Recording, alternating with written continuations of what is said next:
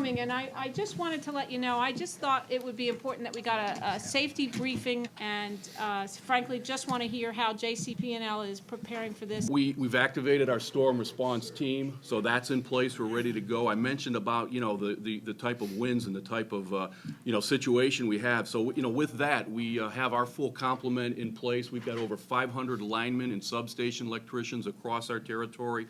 We've also brought in another 90 linemen, contractors from out of state.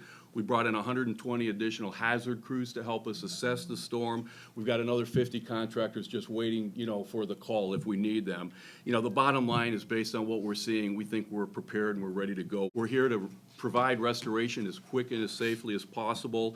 But, there are some conditions that we might see. I mentioned 40-mile-an-hour winds, 60-mile-an-hour winds. When winds hit 40 miles an hour, we are not allowed, by regulation, to put our buckets, put our guys up in the air. Their safety is paramount. So we'll work around that. We'll monitor it as it happens, but we might have to deal with that situation when these winds come in. As far as our customer safety, customer community, we always encourage and ask folks to stay away from downed wires. Don't approach them, don't touch them. Call us, call the police, call the fire. Don't touch branches around them. And a last reminder, don't assume we know the power is out.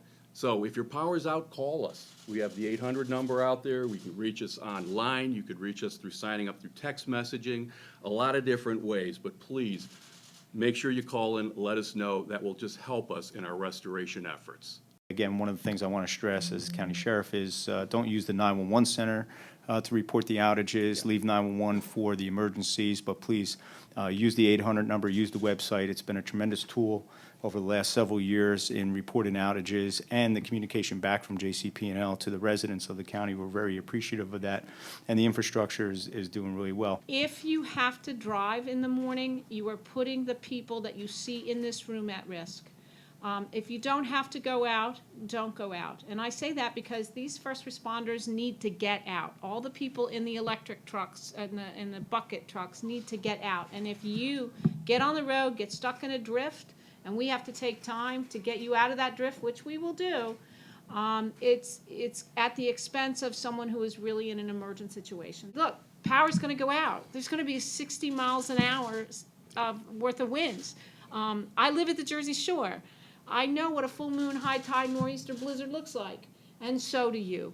So let's stay home, let's get out of these people's way, and let's let them do their jobs.